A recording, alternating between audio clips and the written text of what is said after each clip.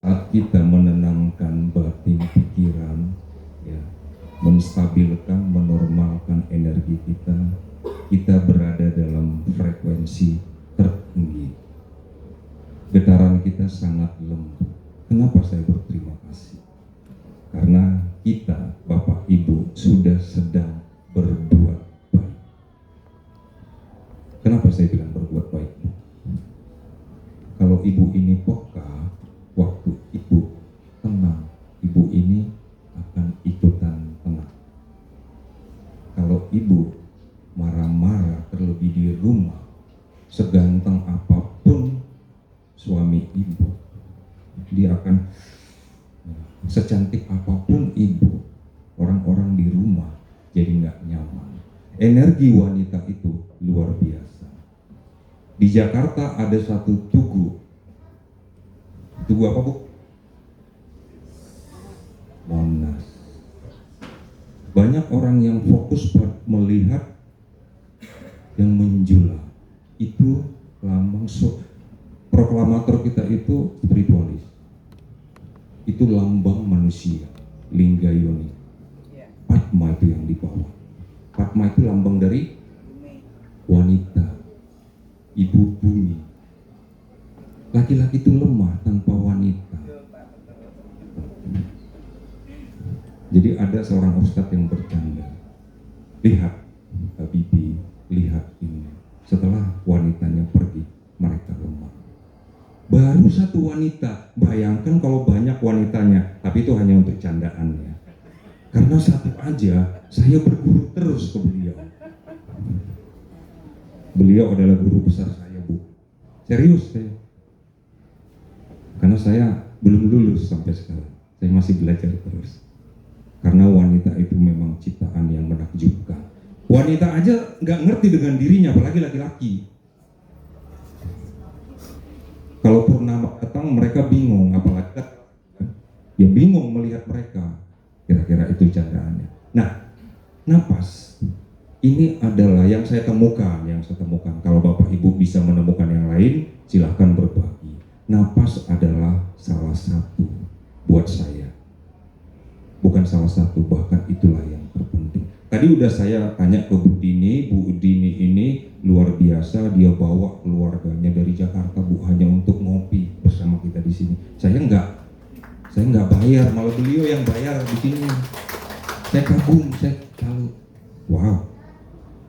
Dia bawa keluarganya, yang pertama sih Bu Ade, lalu cerita ke mbaknya, ke kakaknya, lalu dia bawa. Saya terima kasih ke beliau. Beliau salah satu guru saya. Semua ini guru saya belajar. Menyadari napas tadi, napas adalah harta saya yang paling berharga. Gak apa itu?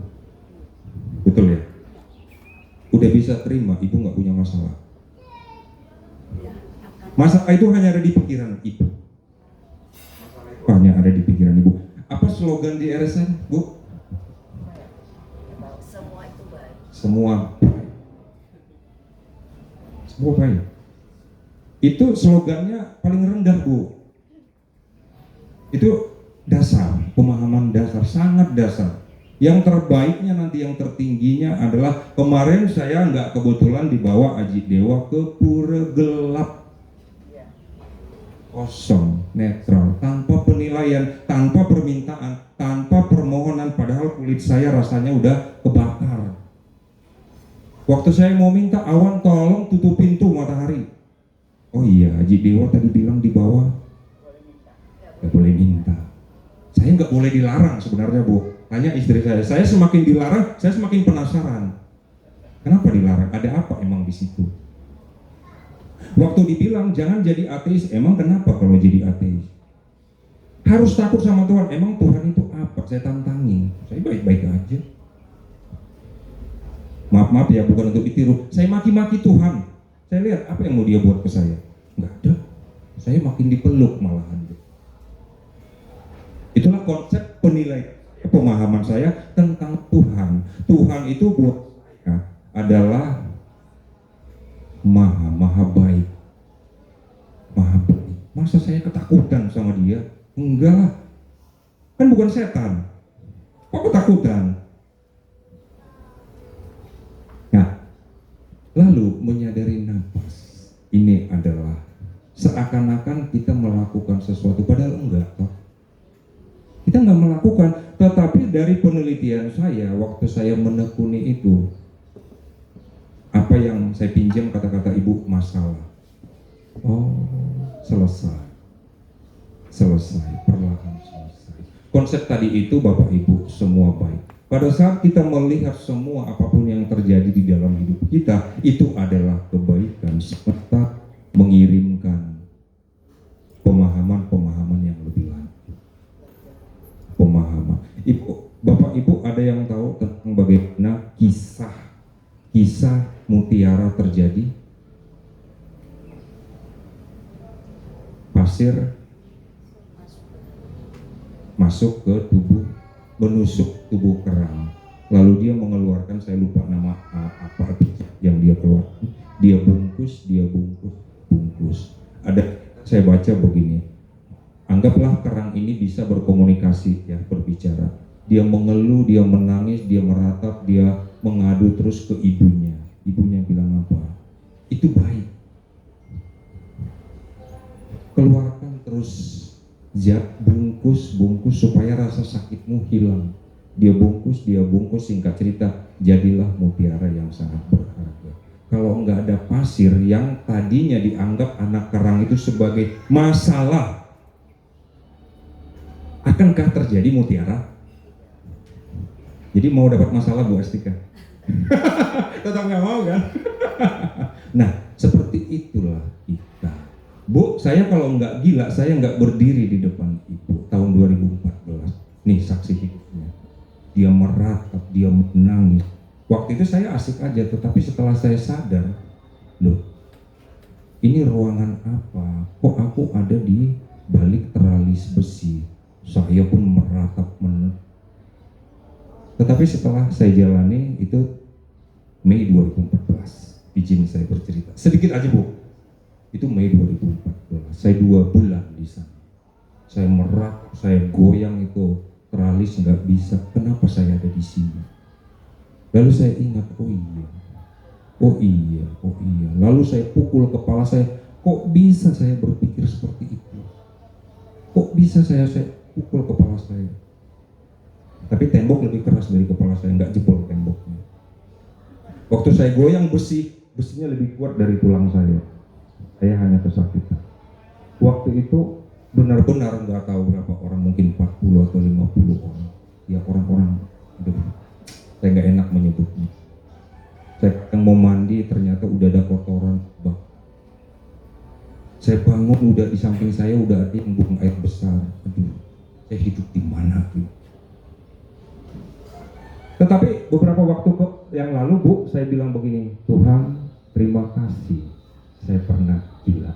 Tetapi kalau disuruh ke sana lagi Bu, saya juga nggak mau. Jadi sebenarnya apapun yang terjadi di hidup kita itu cara semesta memberikan pelajaran, bukan cobaan, pelajaran. Kita ini jiwa-jiwa yang sedang berjalan menuju kemana? Kalau saya memahaminya menuju ke Sang Maha Cahaya. Kita adalah percikan cahayanya. Kita adalah cahaya-cahaya yang dibungkus oleh tanah. Ini tanah. Karena kalau saya nggak makan ini nggak bertumbuh. 49 tahun lalu ini nggak akan bertumbuh. Saya nggak makan. Makanan saya dari mana? Dari tanah. Bukan dari periuk. Itu hanya ngolah. Setuju ya? Beli. Makanan kita dari tanah kan? Dari tanaman, buah, padi. Kalau nggak makan beras dari gandum, sama dari tanah juga. Jadi kalau buat saya gini, ini ibu saya, Ibu Bumi. Itu sebabnya disebut Ibu Bumi. Jadi buat kita di sini, mari hargai. Nggak perlu harus disembah-sembah, dia juga nggak mau. Ya dihargai aja. Dijaga kelestariannya. Air sekitar, katanya saya belum pernah meneliti, sekitar 80% tubuh kita ini air. Kita hargai air. Kita hidup karena ada udara, kita hargai udara. Sebisa mungkin kita nggak mencemari Seperti yang saya bilang tadi, rumah kita adalah alam. Bahkan bukan hanya rumah kita. Kita adalah alam. Kita adalah alam. Nah, di alam ini Tuhan sudah menyiapkan harta kekayaan yang sangat berlimpah. Lalu kenapa ada orang yang makan aja susah? Itu kesalahan alam, kesalahan Tuhan, atau kesalahan siapa? Gak ada yang salah. Hanya karena belum tahu. Itu sebabnya RSN ada untuk memberi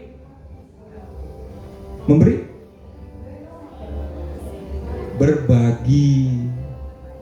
Saya nggak banyak tahu. Saya hanya membagikan apa yang sudah saya ketahui, saya pelajari, saya dalami, saya uji, saya praktekkan. Saya adalah kelinci percobaan di panduan-panduan yang ada di RSN. Kalau kita mau sebut, ada kelinci percobaan. Biasanya saya sebut pilot projectnya saya.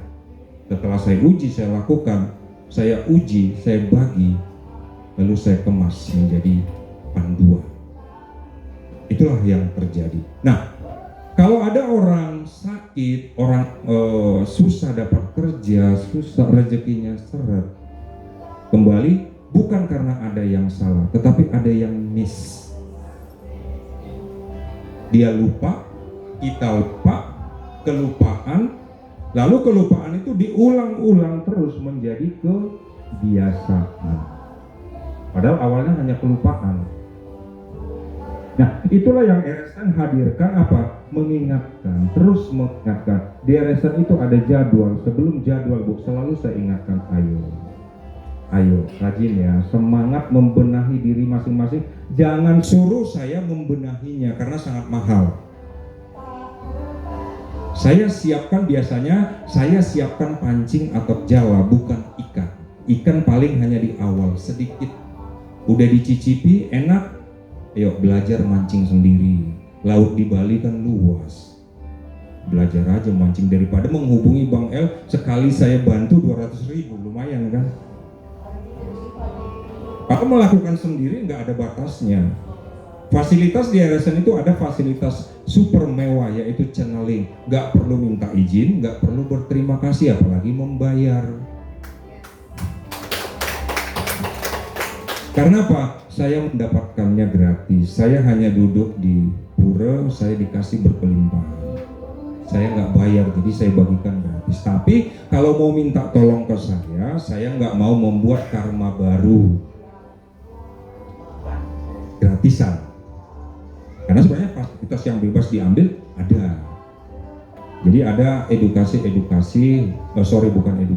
ada pembagi sharing di RSN itu yang sebenarnya membuat kita lebih naik berkesadaran.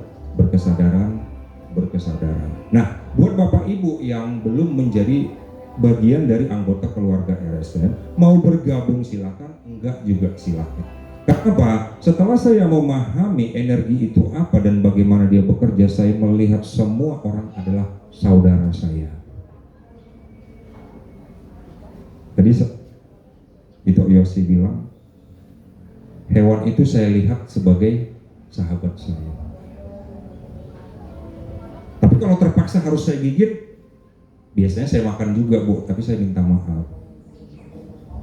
Kenapa? Saya melihatnya ini bukan sesuatu yang harus saya makan karena masih ada pilihan lain. Hanya karena itu, bukan karena dogma, bukan karena mau suci, bukan. Saya melihatnya bagus nih ayam. Kalau saya potong enggak kasihan. Hanya karena kasihan, Bu. Nah, Bapak Ibu yang gabung di RSN, nanti nikmati seperti apa yang sudah kita lakukan tadi. Tarik nafas, sadari, rasakan. Saya bekerja keras. Saya bekerja untuk mendapatkan hasil. Apakah itu kalau dari tanaman, buah, padi, atau yang lain. Kalau dalam bekerja di sekarang ini, saya mengerjakan proyek untuk dapat uang. Lalu uang saya gunakan untuk beli pakaian, beli mobil, sekolahkan anak yang lain. Tetapi ada satu hal yang sangat saya butuhkan saya nggak perlu beli, bahkan saya nggak mampu membelinya. Kalau saya bisa hidup tanpa harus punya mobil, tanpa harus punya rumah. Benar ya? Bisa aja, bisa. Saya masih bisa hidup kalau nggak makan dalam sebulan. Bisa, Bu? Bisa. Saya masih bertahan hidup kalau saya nggak minum dalam seminggu. Bisa. Ibu saya tanya, ibu bisa hidup berapa hari nggak bernapas? Waktu saya mendapatkan uang, saya berterima kasih, saya bersyukur. Biasanya kan begitu kan? Waktu saya makan, saya berdoa dulu, saya bersyukur. Waktu saya minum juga demikian. Itulah yang saya sadari. Tapi saya bernapas, loh, napas itu kan udah auto ya, udah spontan. Tetapi nanti Bapak Ibu rasakan yang belum bergabung, saat Anda menarik napas sepenuh rasa, menyadari udara itu bergesekan di, saya lupa ini taraf apa yang di hidung, sehingga waktu kita menyadari napas itu dia terhubung dengan otak ini. Lalu karena saya bukan peneliti ilmiah kayak dokter ya, tapi yang saya rasakan waktu saya sadari, saya tenang, bahkan setelah saya lakukan berbulan-bulan, naik dari bawah. Waktu ini apa yang naik dari bawah itu ke atas, enak banget. Susah saya ungkapkan dengan kata-kata, karena enak. Badan saya itu kayak ringan, kayak sulit lah. Kalau tempe rasanya bisa kita jelaskan, saya bagikan tempe udah langsung paham. Tetapi kalau Bapak Ibu belum mengalaminya, saya jelaskan seperti apapun, itulah yang saya rasakan. 20 tahun Bapak Ibu saya mencari penyembuhan, kesembuhan fisik saya. Dari tahun 2000 itu semakin lemas. Saya mencari pengobatan kemanapun, sampai akhirnya malah terakhir waktu dalam pencarian kesembuhan, malah saya gila. Akhirnya yaitu 3 tahun setelah pulang dari klinik kejiwaan, saya 3 tahun itu jadi zombie, mati enggak, hidup enggak. Saya hanya bergantung ke cintanya dia untuk ngasih saya makan, untuk beli obat saya, untuk beli suplemen. Itulah saya selama 3 tahun. Nah, setelah saya melakukan sadar nafas itu, ternyata obat saya ada di sana.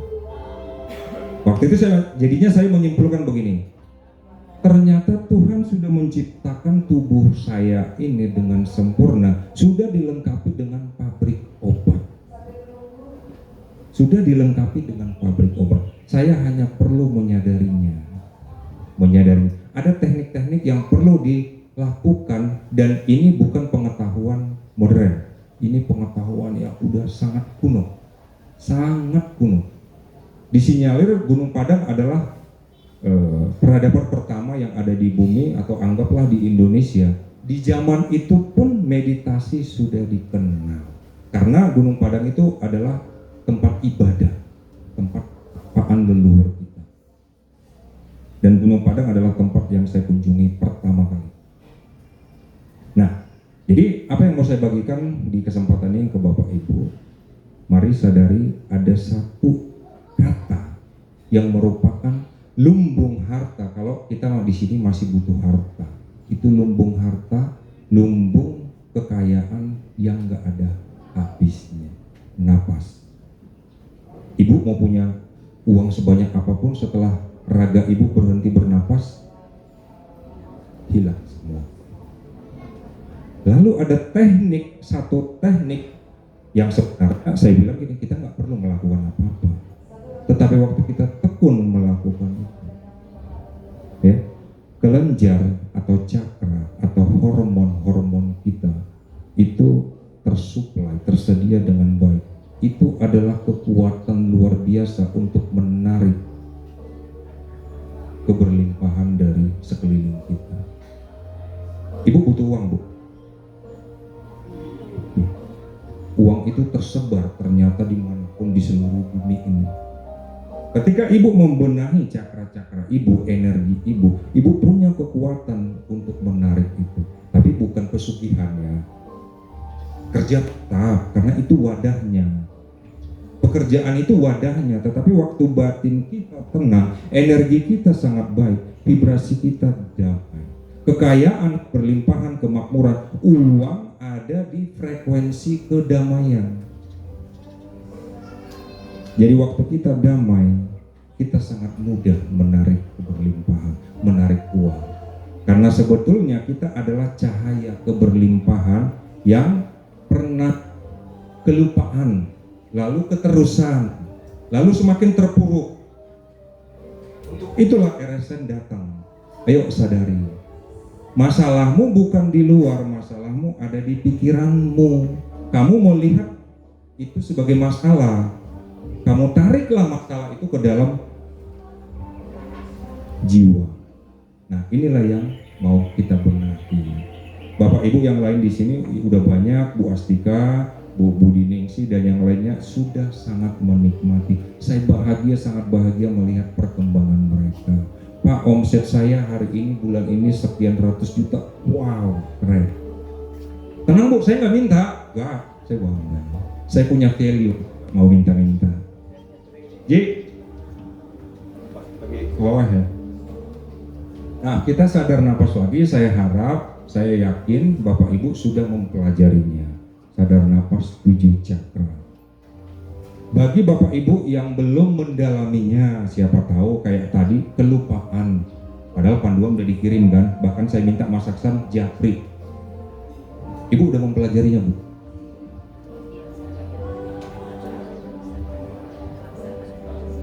Tapinya itu kurang enak saja ngakak itu. Nah, bagi Bapak Ibu yang belum mendalaminya, nanti kayak tadi aja, kayak yang pertama lakukan hanya memperhatikan nafas. Nah, bagi yang sudah paham, ayo kita lakukan hanya per 2 menit ya, Ji ya.